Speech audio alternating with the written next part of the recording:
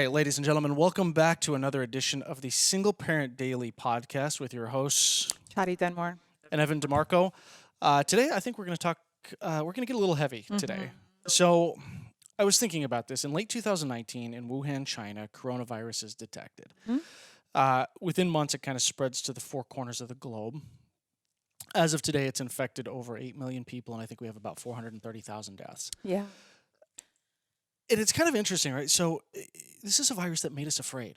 Like we were afraid to go outside. We were afraid of our neighbors. But we soldiered on, not really because of leadership in the country and the world, but I think because of the will of the people wanting to be better, wanting to kind of rise above things.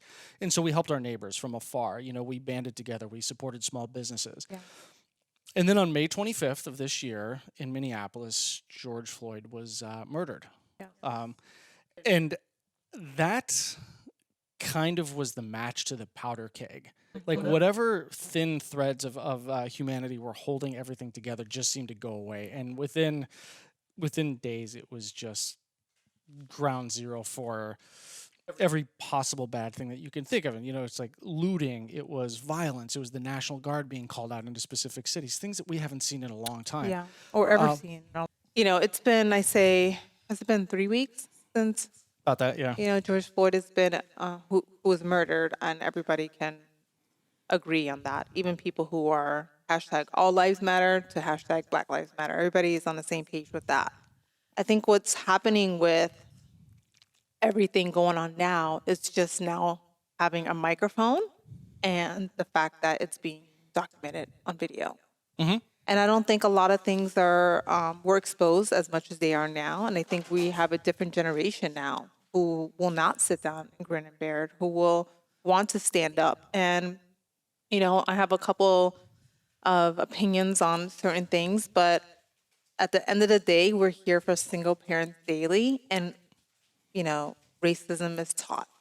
Mm-hmm. Racism is taught.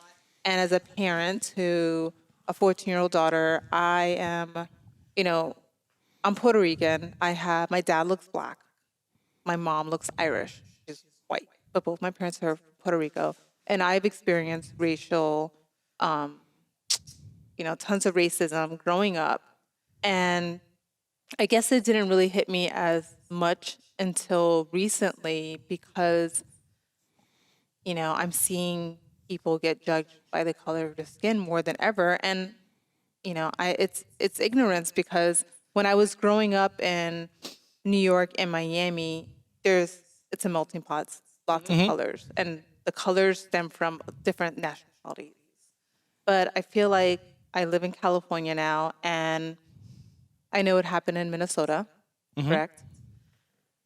I think I have been to Minnesota, but I haven't been exposed as much. And there aren't a lot of Latin cultures, I wouldn't say. I say there's more black, whites, and I could be wrong. But there's just a lot of, and gosh, it's such a touchy subject. Totally. It's hard for me because I have such an opinion about everything. And then you have one of my best friends is a police officer. Mm-hmm. And she lives in Florida. And I have my opinion about that, but I'm on both ends on each of the spectrum. What I am very affirmative, like with the Black Lives Matter, is because what's going on with the Black community it's really bad. It's detrimental to their community, and it's being exposed to a level where a couple nights ago another man was killed by a cop. Mm-hmm. And In Atlanta, he was shot in the back at a Wendy's drive-through parking lot. Mm-hmm. And now this is where it gets tumultuous, right? Yeah. This is where the conversation really becomes, I don't want to say opinionated, but it has the potential for this, right? Yeah. Now, the autopsy report was revealed that man at the Wendy's drive-through was shot, was killed because of gunshots to the back. Now, the officer cams and the officer testimony said that he resisted arrest. We could see that on the video. Yeah. He grabbed one of the officer's tasers and he took off running. he ran off. Yeah. And they said he got about 6 or 7 car lengths away, and then it said, based off the officer reports, that he turned around and pointed the taser at the officers, in which case they fired, or one of the officers fired. Now, the autopsy shows kind of conflicting information.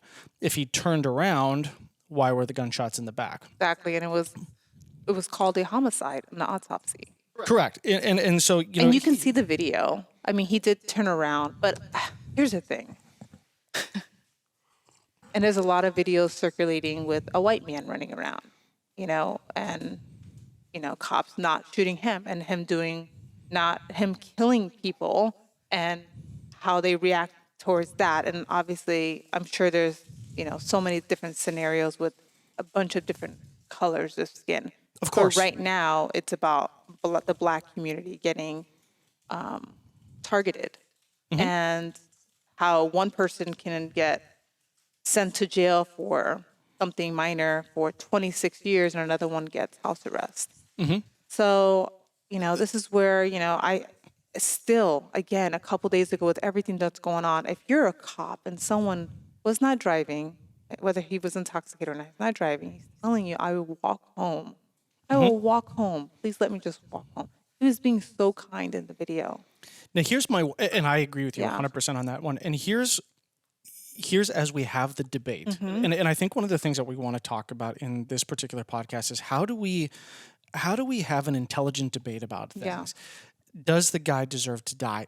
Absolutely not. Yeah. That's the starting point. Does George deserve to die? Absolutely not. When we value human life the way that we should, then the conversation always begins with, did either one of these people or does anybody in a situation like this deserve to die? And the answer is absolutely not. And there's no devil's advocate thing to that, but the video, the chest cam video does show him as soon as they go to put the handcuffs on him resisting arrest. So at what point do we start to talk about it from the cop's perspective? Now, I think that's an excessive and deadly use of force and completely unnecessary. But I always think about this in the context of, as a police officer, you're exposed to the worst in humanity day in and day out. Yeah. So at what point do we have to acknowledge that the job of a police officer, which was originally to serve and to protect, becomes so jaded and cynical that you go to stop someone on the side of the road for a random traffic incident and you don't know if that's going to be your last moment. I know. So this becomes a And then people who have anxiety sitting in the car waiting for the officer to come to them, whether they're Black, white, Mexican, whatever nationality, it's, there's different levels to the anxiety that comes to that person. I remember I got pulled over one time. This was 20 years ago. I get nervous, and I'm not Black. I'm Latin, but I get nervous. It's just, it's a cop. Even if I'm not doing anything wrong, I can't even imagine. Well, it's a power dynamic, right? Yeah. And so. Were you with your daughter when you got stopped? I've been pulled over with her in the car. How does she react towards that? What I've done is always made it a point to say that Daddy was doing something wrong, which I usually am. Yeah. Most likely it's speeding. I've got a lead foot. Yeah. The officer is just doing his job. Yeah. And it's funny because we have created a culture, Black, white, Puerto Rican, purple with yellow polka dots, it doesn't matter, where we, for some reason, get pissed at cops for doing their job. Yeah. Like if I get pulled over for speeding, that's his job to do that. He can decide what he wants to do, but I don't get mad when my doctor sends me a bill for, prostate exam. Yeah. Of course. So why do I get mad at the cop for doing what his job is? And I think that for some reason along the way we've created this, regardless of race, there's this power dynamic with police officers that's spilled over absolutely into the Black community. And now we're at a place where we've got this kind of backlash, right? It was like the Oscar thing where now it's, the Oscars did their press release on the inclusion of Black people in the nominations. We've got, now police officers or police precincts are talking about disbanding or defunding. What does that look like? There's a lot that's being squeezed into our lives right now as a result of this. And I think the one question that I want to start with for you is, being Puerto Rican, having a daughter who is old enough to kind of understand what's going on. Yeah. How do you communicate this whole thing right now to her? Yeah, it's a great question. She's 14 years old. She's entering high school, and she is very aware of what's going on and very scared. She does not look like a typical person would think a Latin person looks. She looks American. She looks white. She has strawberry blonde hair, blue eyes, freckles. Um, and that's where it gets tricky because for her, she's very proud of her nationality, and people don't respect her in a way to accept that she has Puerto Rican in her. And so she gets offended when people say, "You don't look Puerto Rican." She's like, "What am I supposed to look like?" And so it's like, I tell her, people don't understand. They automatically categorize people by the way they look with their nationality. But she is aware of what's going on. She understands what my dad looked like. She understands what she looks like. She understands what I look like and how we're categorized in certain boxes. As far as, me teaching her what's going on, I made her watch 13 with me yesterday. And it's about the 13th Amendment with everything that happened with the Civil War to up to now, and people who are very educated in, African American studies to Harvard degrees and different ethnicities. And, I don't know what she gets out of it. The only thing I can as a parent am responsible for is just trying to expose a lot of it to her and making it not weird and not making it like we're overreacting. Because at the end of the day, it's like our child coming to us and they're crying, right? And so we're busy, doing our daily activities, and then they're crying to you because we're not paying them enough attention. Every time they try to play with us, we're like pushing it to the side. This is just an analogy. At the end of the day, their feelings are valid because they're going through their own emotions and what they're experiencing at their level of age. I think what's going on with, what's going on in the world right now and trying to teach a teenager, besides, hey, when are you going to go back to school because of COVID, and she's not exposed to friends as much. And then we have what's going on now. It's overwhelming as a parent, extremely overwhelming. But I have been, you know, just trying to share Instagram posts that a lot of people in the industry are sharing, because at the end of the day, it's educating ourselves. I think that in schools, I didn't learn about a lot about slavery. I didn't learn about a lot of the laws that were passed and the struggles that they had to go through. And it's sad. It makes me sad because I'm running now recently, and I'm listening to 1619, a amazing podcast that I was informed by a friend of mine, and just even reading the New York Times on just how an African American was the first person to fight one of the wars that we, were in, and stuff that I'm listening to this in the last 3 weeks, and it's blowing my mind of just how fortunate it is that we as Americans are not taught this as much.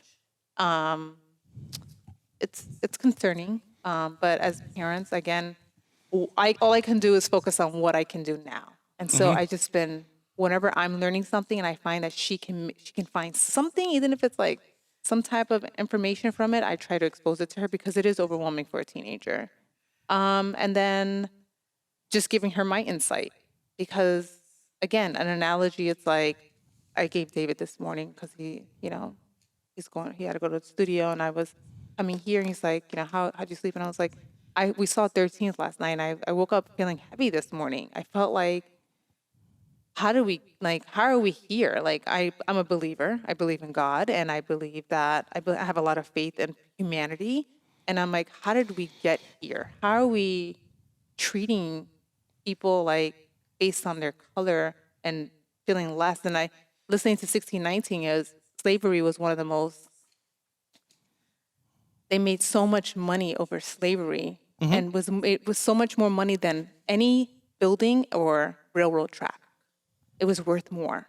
Of course. And from how they have rechanged everything that has with the 13th Amendment to prisons and cops trying to meet a certain criterion and getting people in the prison systems, and so much stuff that I've been just marinated in the last 3 weeks, that I woke up this morning knowing that we were going to talk about this, and it made me very sad. It made me sad because it's a conversation that we're still having in 2020. And a couple days ago was the 53 Love versus Virginia, meaning an interracial couple can get married. Mm-hmm. You know, we have girls. We have little girls in our house that we take care of, and you know, it's just it's crazy to even like, you know, it's sad. It just makes me like so sad that, and you know how much I love my dogs. I feel like it's like someone who has never experienced a dog in their house and never like loved anything. And they come to my house and they see me meal prepping for my dogs. And they see me having them on my couch and loving up on them and just, hey, I'm gonna put them a leash on them. They're gonna come with us to the store. I have a doggy bag for them. Like I treat them like I love them, Like they're part of the a family. part of the family. Like because I know nothing else, and my daughter knows nothing else because that's what she's around. And then they're looking at me like it's a rodent, it's a piece of animal. And I feel like that's how people are. That's how racism is taught. They're looking at how their family is treating others. Mm-hmm. And if they see a black person or if they see a colored person, it's taught. It's behavior totally that is taught. And so they're treating them like animals. For me, I don't even, there's no difference between a dog and me and my daughter. My daughter laughs about it all the time. She's like, you love the dogs more than me. And I'm like, no, I love you guys the same. But I just, you know, and it breaks my heart because I don't even like treat my animals like animals. Mm-hmm. And I feel like people are just, they look down about certain nationalities. And listen, I'm going to get ridiculed for this, but I'm going to say it. Like, people idolize our president, and he is a culprit to how people are being judged, and they think it's acceptable. And, you know, celebrating his comments on how he's calling people, you know, names and based on their colors, or even with the Chinese virus. Mm-hmm. You know, what the fuck? Like, really? You're a president? And I just watched the Jeffrey Epstein stuff a couple days ago, and as a parent, you should watch that. No. No. You know what? You have a daughter. I'm serious. Just do your homework. I don't like watching it, but we're living in a world, unfortunately, where there's people who have a lot of power, Mm-hmm. and they're using it in very bad ways. Of course, you know, and that whole Jeffrey Epstein thing is a completely separate bag of snakes. But it's interesting. You know, you talk about this as learned behavior, right? And I always think about Dennis Leary's comment. He's like, you know what my 3-year-old hates? Broccoli. It's like, he doesn't hate people. Same thing with my 6-year-old. My 6-year-old hates Brussels sprouts. She doesn't hate people. And now here's the thing that I want to discuss, and this is where this podcast gets a little, this topic gets a little squirrely, right? Is the backlash from the black community appropriate? Now, 2 weeks ago, a week and a half ago, whatever, the National Guard was 5 blocks from my house. But before you go forward, you said, is the black backlash from the black community, right, appropriate? There's more than just black people backlashing. Oh, I get that, Yeah. but I want to start with that, Yeah. and then we can, Yeah. you know. So yes, it's a whole world that's backlashing, but is that backlash, is the response appropriate? Yeah, And- don't and- destroy, demonstrate. Exactly, and I think of our great civil rights leaders throughout time: Mahatma Gandhi, Martin Luther King. You know, these people who I have to look at. If they were alive today, Mother Teresa is a perfect example. If they were to look at what the violence and the looting and all of that, I mean, they'd roll over in their graves right now.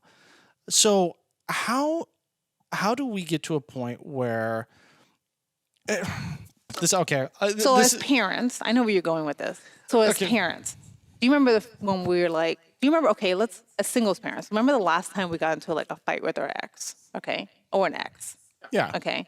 And whether if it was the most recent or whatever, just think of a relationship, because I know we've all been in relationships where they bring out the worst in us, okay? And you're like, oh my God, I said something that I probably shouldn't have said. Oh my God, I've done something I probably shouldn't have done. And for me, that's the best way I can explain it. Not to say it's right, but when you're so furious or you're so mad because somebody can get to you. And with these people, it's their own people.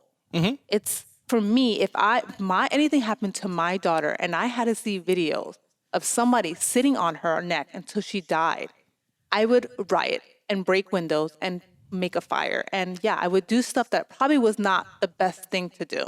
But as a parent, knowing that if something happened to any family member, again, I'm not saying it's right, but I can only tell you from my experience, and I don't know if it's my blood, I would be fucking irate. I would lose it because the justice system right now there's nothing happening. And until they were demonstrating and doing stuff, that's the only way people were just saying, okay, fine, well, maybe we'll put him away now. We'll arrest him. They just fired him or they just made him resign. I don't even know the technicalities, but things weren't happening until, again, with Martin Luther King. And when they had the writing and they had it stuff. And again, and when I watched 13th, it was an honor to be arrested because they were demonstrating like things had to be changed. In a nonviolent way, yes, absolutely. But again, if you go back to, there's so much video footage of cops, okay? And again, I'm not ridiculing cops because I have my best friend and tons of friends of mine. I love Blue Lives, but there's bad apples everywhere. Of course. And there were cops blowing up freaking cars, breaking their windows, and Black people saying, stop doing that because they're going to blame us. And they were smirking. And there's tons of video footage. There's white people like spray painting walls saying BLM. And they were saying, why are you doing that? Because they don't care about us. And she's like, but you're not Black. And why are they going to blame us? And so that's where, I know it's a touchy subject. This is where I get angry because, and I know it's not right. What they're doing is an eye for an eye is not okay. It's not. But I think for them, the way, as I'm trying to formulate my words because I have like the fiery Puerto Rican girls coming out. But I understand it. Hurt people, right? And so as a parent, when our kids have tantrums, of course, you're looking at them and you're just like, they're screaming on the floor. And you're looking at them and you're like, you need to chill out, like relax. But it's a reaction, a human reaction that people feel like in order to get any type of reaction, they do things, no matter what. It's like a dog.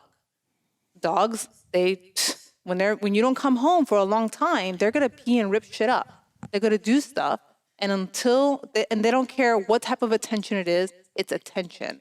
And I feel like what's going on is a psychology reaction that things are not being changed. People are, being lynched still in 2020, and they're brushing it aside and putting it in a file cabinet like nothing. And so in order for things to be changed, people are protesting.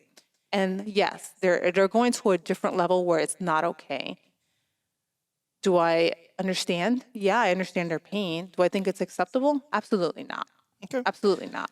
And that's one of the fundamental issues that we have to discuss as parents is how do we discuss the beauty of our country and our ability to, freedom of the assembly, to non-violently protest and to try to, of the people, by the people, for the people. That is the foundation of our government. Yeah. Is we elect people, hopefully, that can act in our best interest to recognize that we have a voice, and when we talk to those people, our elected officials, in the voice that allows us to demonstrate our beliefs, our passions, that we can impact change. Yep.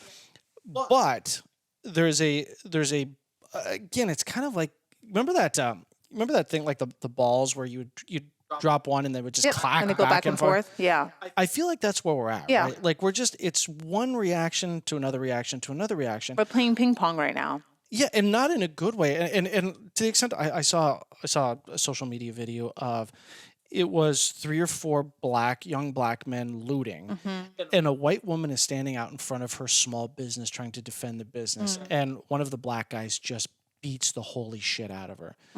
And it's one of those like, okay, as a human being, I feel irate about that. Yeah. I can feel That's so wrong.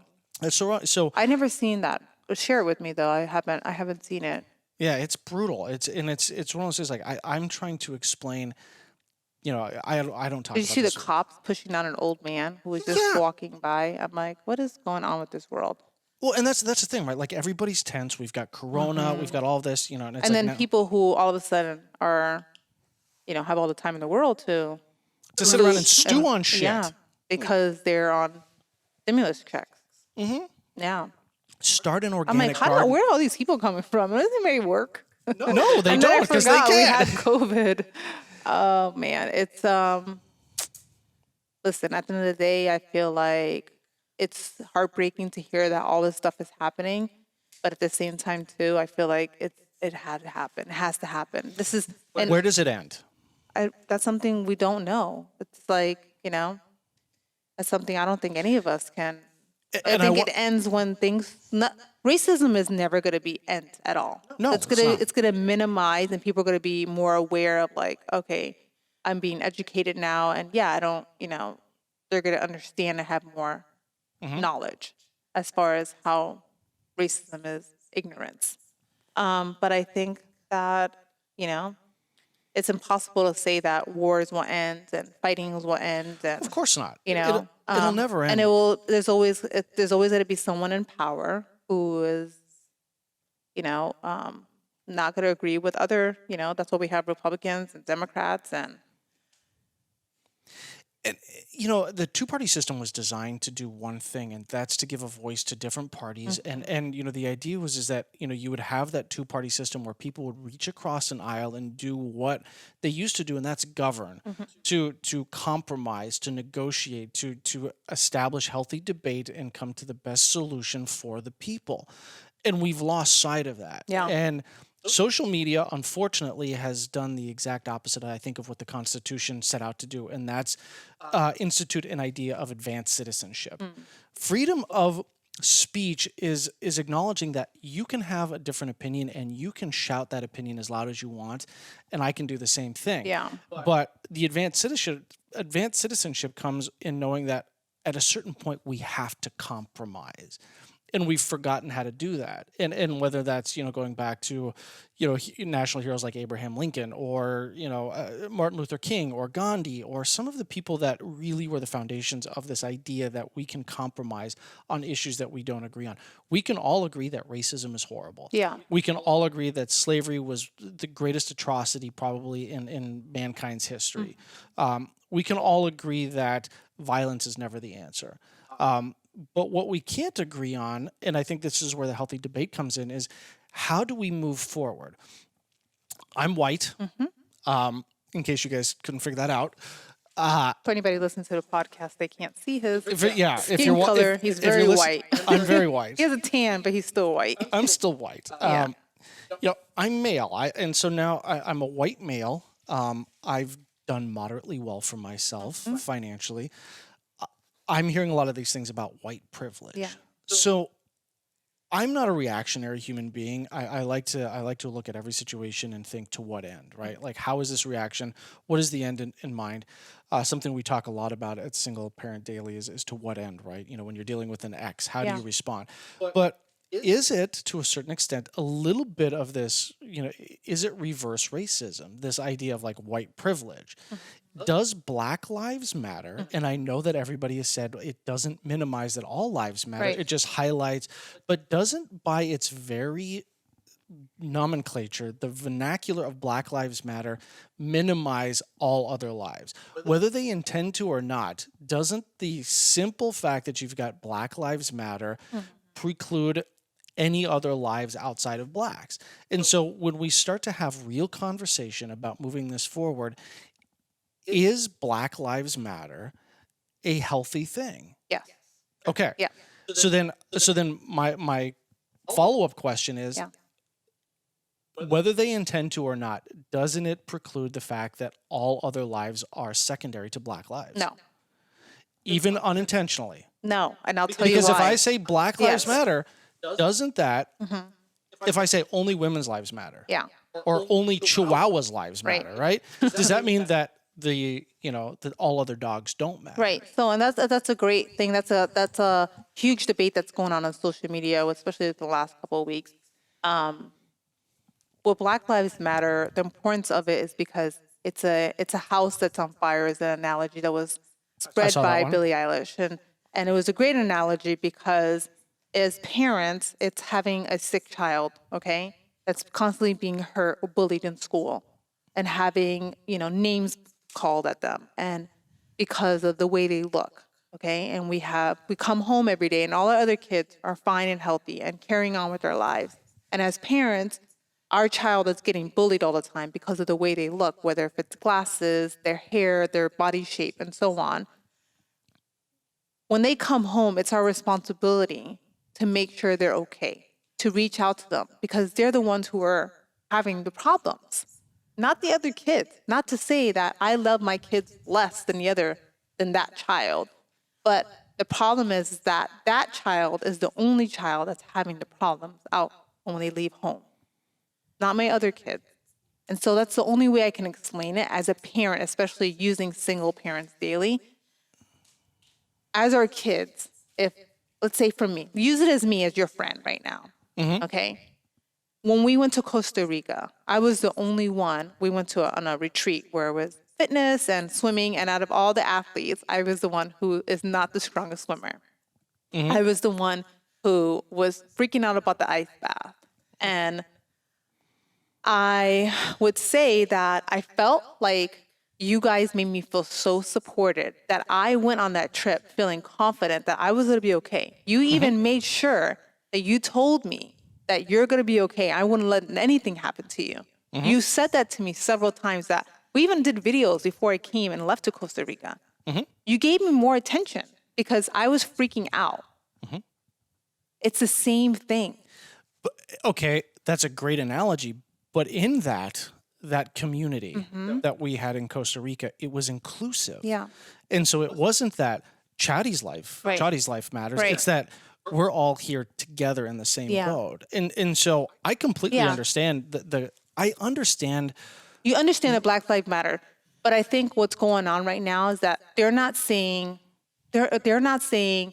everybody else's lives doesn't matter. They're not saying that. They're just saying, hey, you guys. And I'm going to send you the Instagram post I saw this morning. And this lady, she started crying on Instagram, but she's saying, for all of you who are white or not Black and are watching this and are not understanding what's going on, or just close to the Black square and not saying anything else, or don't know what to say, or scared to say anything, when you're silent, it makes every little thing is more important than you just not saying anything. And what she said was, it's like me on a boat and I'm drowning and my boat has tons of holes in it. And from the very get-go, it was the most insecure boat that went on the ocean. Everybody has very secure boats, and you guys are all my friends. And every time you go by me, you just kind of like wave at me and that's it. You don't help me. And she goes, and then I have other people who are jumping ship, trying to jump and get me aboard. She's like, I feel that every time you don't talk about it or you don't hashtag Black Lives Matter, because of what I'm going through right now and have been going through since 16, 19, it shows that you don't give a fuck. And she didn't say that, but that's just me and my... That's your paraphrasing. That's my paraphrasing. I like the paraphrase. That's a pretty interesting analogy, right? Like I understand how anybody would feel that way.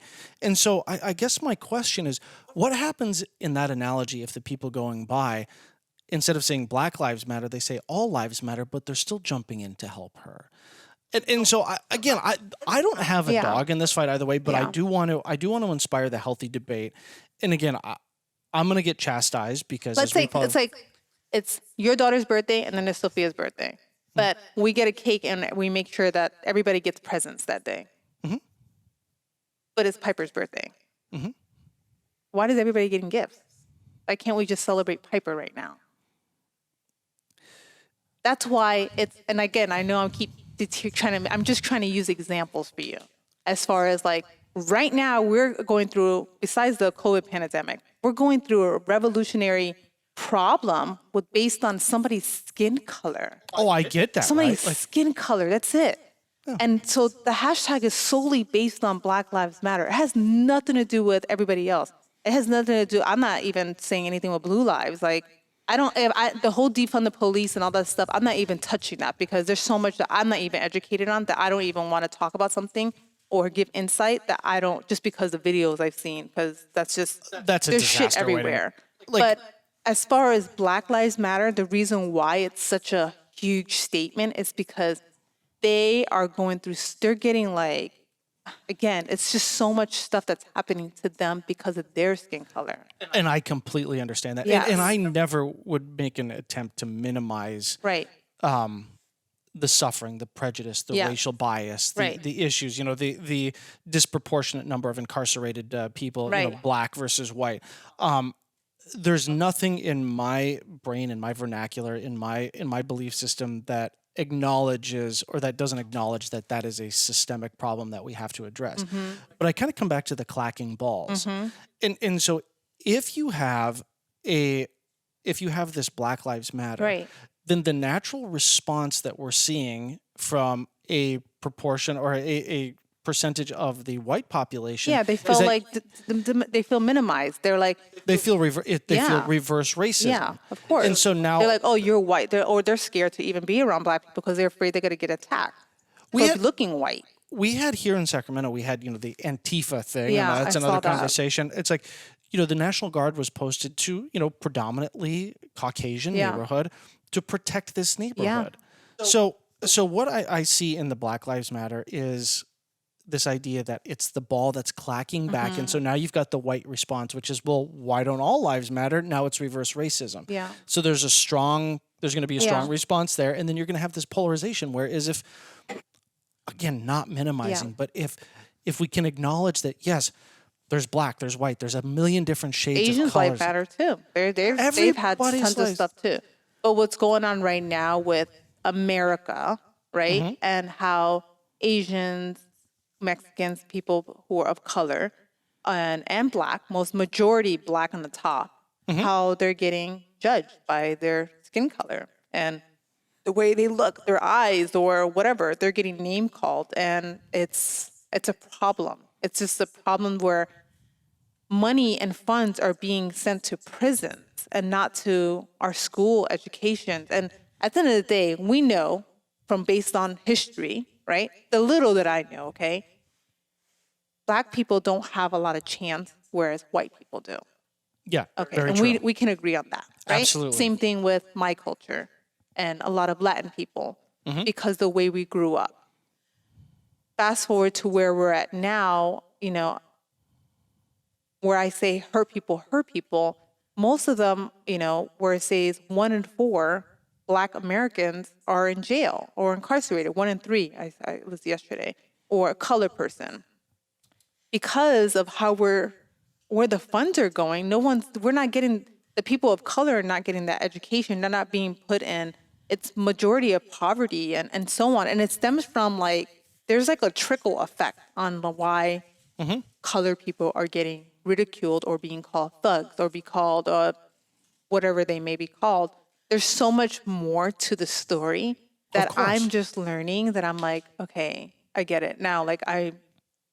And again, I'm still learning. There's so much that I still need to educate myself. But as far as the Black Lives Matter, as a parent, at first, in the very beginning, I was like, yeah, what's the big deal with all lives matter? Until I saw the memes and hearing my Black friends talk to me about Black Lives Matter. And I get it. I get how I get what they're trying to say. And from my white friends, I see they're scared. They're scared to even talk about this. They're scared to post anything about this that has to even do with normal work stuff or carrying on. And then there's the people who don't care, who are just carrying on with their lives and not making it,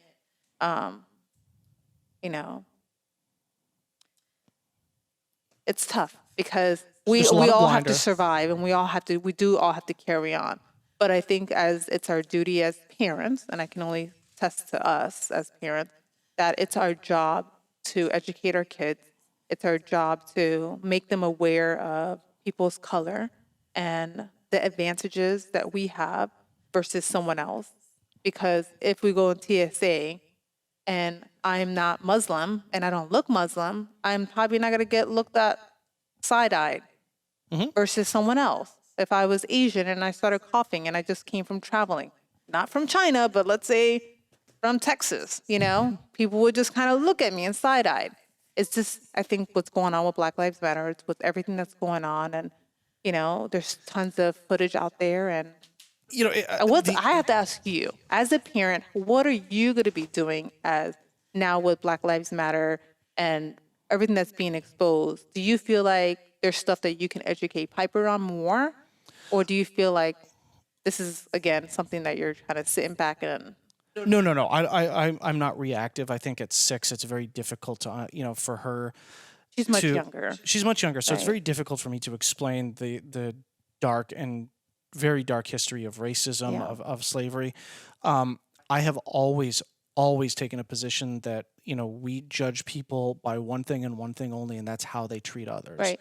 And so I don't care if you're Black, if you're white, if you're Asian, if you're Mexican. I don't care as long as you treat people with kindness. Right. And that is the hard part, right? Because right now, when we look at that as the benchmark for a lot of things, how you treat someone else, the golden rule. Do If unto you- others you want them to do unto you. Exactly. So what happens when you see this violent response from a specific population? If our job as parents is to educate, to inspire, but to also give our kids the tools to live happy, productive lives. And I think part of that is educating them that the only thing that matters is how you treat others. It is, but I how also feel like we have to expose them to others. we do. Yeah. We So, do. like, for instance, Black girl dolls, experiencing like... Piper's got black dolls. Yeah. It's like So exactly. No, Sophia has too, but some parents don't. And so when they're around a Black kid and they're always watching, whether if it's a movie or I think there's a couple movies, Fantasia, the old Disney movie that got, if you look back at it, the slaves and the evil people were skin colored, dark. Of they're course. more, they're, it's, and again, it's just stuff that I'm just it's being a learned on. sordid history, right? Like, Yes. and look, we haven't scratched the surface of the embedded cultural racism that Yeah. has existed, whether that's Disney movies, whether that's dolls. We can talk about how body dysmorphia as a result Yeah. of Barbie dolls with young girls. I think they extrapolated that the true measurements of a Barbie, if she was a real life human being, would be impossible. Yeah. She'd tip over because the boobs were so big. We have a sordid past. Yeah. We come from people who have made less than great decisions about the way that we treat others. But my question is, if we say that how you treat others is the thing that matters, Right. and then we expose them to the violent backlash that we're seeing, doesn't that in a certain way set them up for a preconceived notion about the way that people are? Because if you see and she's not seeing it Yeah. at 6, but your daughter, My daughter at is. 14. There were if people you- doing donuts on. They stopped the highway, and the other day she started crying. She was freaking out because she didn't know if it was a car accident. And you have to understand, there's a lot of innocent people around. As much as I wanted to bring my daughter to protest, I was scared because there were young kids I saw getting sprayed in the face, and and on pure daylight, not even at nighttime. And so, yesterday we brought her while David was, I exposed her to where David was doing paintings around where we will grow. But, it's scary for her, it's scary for me. And as a parent, I absolutely no, I don't agree with that. I don't agree with, the retaliation. And again, I expressed that earlier, that I think it's horrible. I think it's bad. I want my daughter to see what the power of the people is. Yeah. I want her to see that what can a group of people who are laser focused on a goal, equality, change, all of that, through nonviolent protest, through the foundations that make this country great, Yes. not this make America great again bullshit, but what actually the founding father said is that our ability to get together and as a group say, yes, we want this change. Yeah. That's what this country was founded on. Religious persecution, right? Like we wanted to get away and not be, religiously persecuted. It's not that we were founded as a Christian nation. Yeah. We were founded as a group of people who said, we want the freedom to choose. And in that freedom to choose is the ability for us to congregate and to let our voices be heard and to impact change. Yeah. That's what I want her to see. Of I want her course. to see the power of the people. What I don't want her to see is, and I'm going to get flack for this, thugs beating up a white woman for defending her personal property, her business. I don't want her to see people throwing chairs through glass windows and stealing stuff. And we haven't even gotten to what the ultimate, what's going to be the worst part of all of this, because let's look at it. But what do you say? What do you say with, nobody wants to see anybody get beat up. No one wants and no matter what color they are, right? But what do you say when we have police officers who are supposed to protect and serve us, and they're paid by the taxpayers' money, okay? And they're chosen by, I don't know what the criteria is to become a police officer, but they have all this power and they're supposed to protect us, okay? So we're not scared and we're in a safe community, so we can agree to disagree. But what happens when we have these people who have this power, or we have people in power, going back to history, who are taking advantage of it? Oh, totally. And so this is the great debate, right? Because what do you do? Now, the first thing that I suggested that you do is we have to look at the people that we're counting on in so many different capacities. I look at cops, at school teachers, at firefighters, the people that we pay, whose job it is to protect us. We don't pay them very well. Why is it that a lawyer can make $500,000 a year being an asshat lawyer, but then the cop, you only need a high school education? A teacher who's responsible for shaping the future of our kids' lives is making $35,000 a year and struggling to pay the bills. 100%. The disproportionate level of income that comes with the people that we have chosen to do the things necessary for us to feel safe in the country in which we live is a major problem. Yeah, I agree. I think we definitely need more money in our education system. Yeah, and in the police system. What happens if a cop has to There's go... a lot of money in the police system, though. Not really, but right? not the criteria.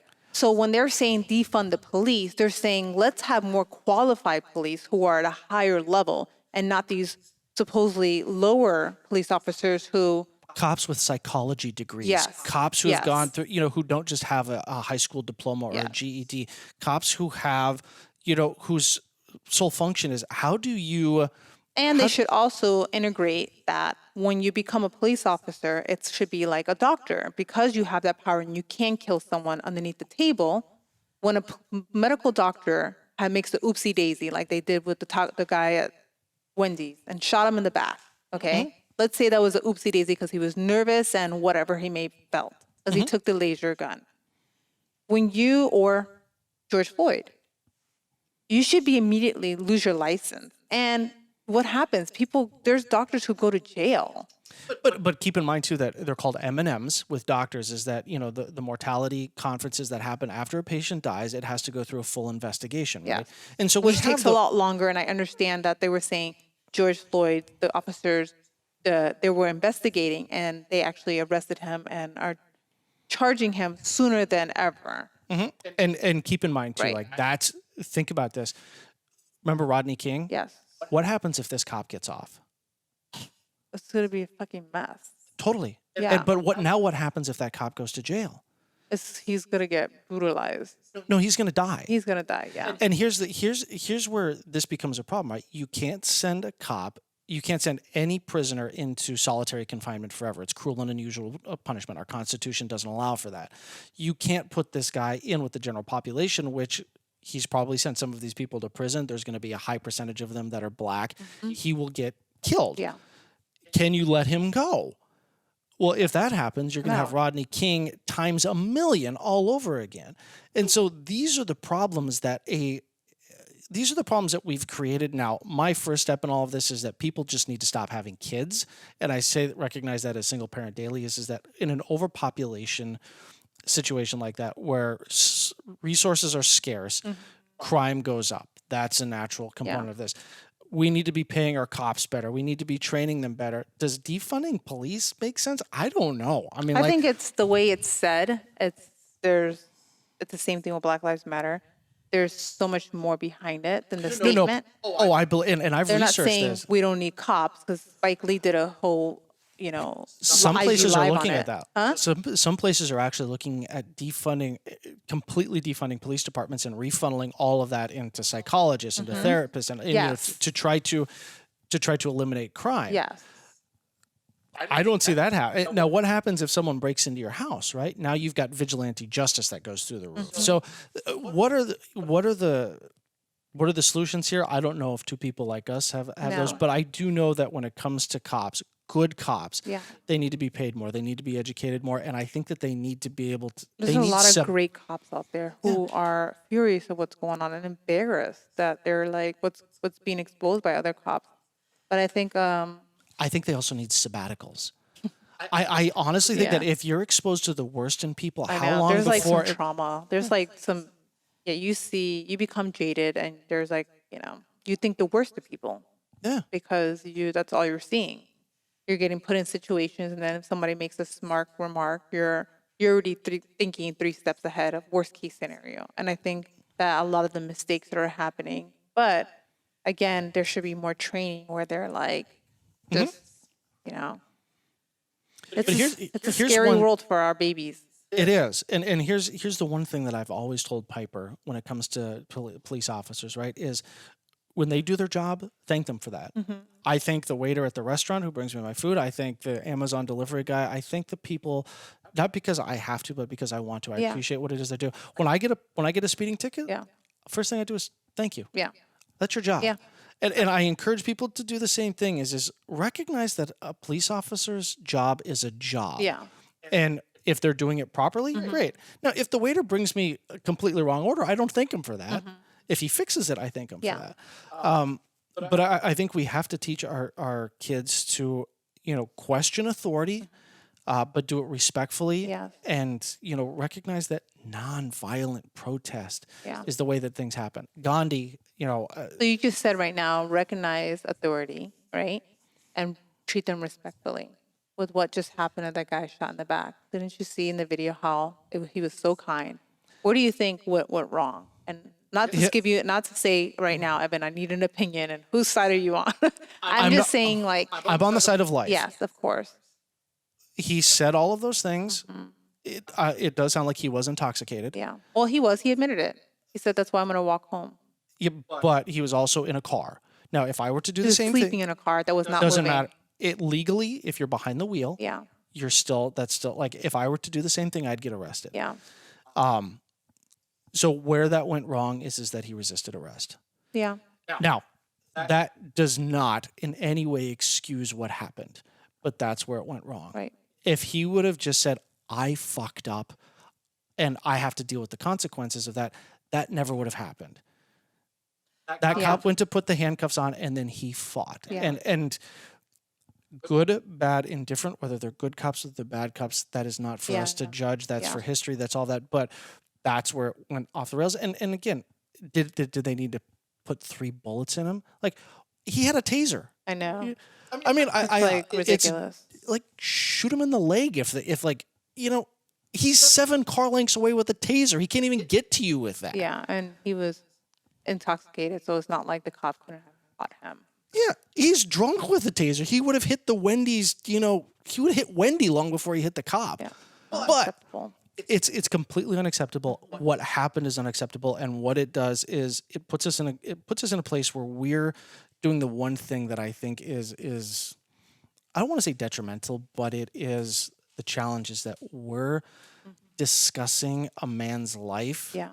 post-mortem in a way that almost minimizes his existence. Yeah. Because that man was so much more than just that one incident with the cop. George was so much more than that one instance with the cop. And look, we know that there's a long criminal history Yeah. with George Floyd. All that. That's undeniable. We talk about the woman that he held at gunpoint. Does that mean that he deserved to die? Absolutely not. And so we should be debating the merits of these people, not post-mortem, but based off of their lives as human beings and say, like, how do we help these people? How do we get to the point where this doesn't happen? Yeah. And I feel like that's the backlash, right? There was the two kids that were in, was it Atlanta, that That got got pulled pulled? out of the car. Yeah, they got College kids. Yeah, Yeah. Those officers got fired. yeah. Yeah. Were they white or black? No, they were black. They were black officers, right? That pulled them out. There was, I think it was, Mixed. yeah, and you can see like at this point, like one cop is like, no, no, stop, stop, stop, stop, and it's like Yeah. you almost have to go into this place like, where are your loyalties, right? Like, Yeah. how, cops are trying to cover each other's back. We've got body cameras showing, like, really, you needed to shoot a kid with a taser? I know. Like, and it, like, all the cops are like, well, we heard gun 10 times. Like, I watched the video, I didn't hear anything.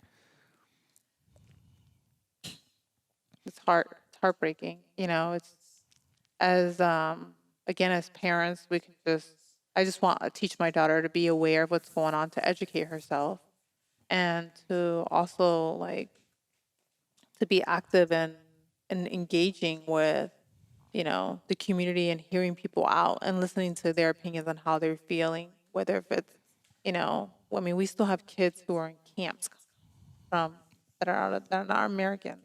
There's children like stuck that we can't forget about them either, right? We have so many things happening right now, and I just it's sad to say that we live in a free country, because it doesn't feel free lately. Doesn't. No, and it doesn't. And I think that this is back to that, we want it to be free.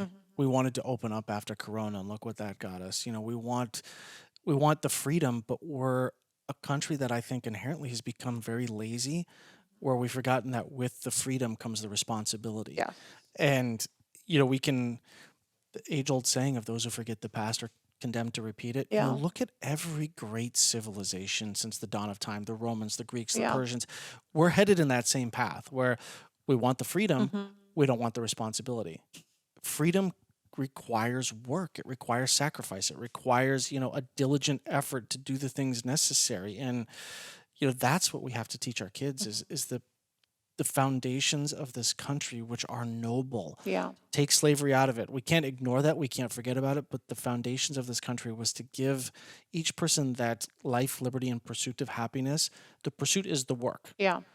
The life, the liberty, we're working on that. The Yeah. cops need to, issues, Yeah. But God, that's the inspirational part. It's like, as parents, we hopefully can set our kids up to recognize that those pillars of the United States, and those pillars for a lot of places, for most places in the world, still exist if we're willing to work for them. I'd love to have a guest who's a black woman who is a mother to a son. I would love to have a guest. So I'm definitely going to do my research, because I feel like there's so much that you and I could learn too, and have different perspectives, and have police on here, Totally. I actually know a couple that are local. They were her name is, I know her as Coco Speaks, but that's her social media. But she is married to a black man who's a police officer in Sacramento. And I would love to reach out to her to get her on here, because she does have some great insight. She's the principal to a school. She used to be a single mom, but she's not single. She's together. But just to hear her perspective on just everything that's going on, and just, on one of her podcasts, she talks about how she, experienced racism as being a principal, and how, parents have treated her different. And just with everything going on, being black, okay, in a time like this, and being married to a black man who's a police officer. I'd love to hear her insight. Absolutely. We'll definitely share that. And this is part one to the many of the conversations that we're definitely going to open up, because this is historical. This is something that's so important as parents, because it is our job to teach our kids what is right and what is wrong. And racism is the topic. It's a huge topic right now that has to be discussed. And to model. I think that's the biggest thing is there's a big difference between teaching and modeling.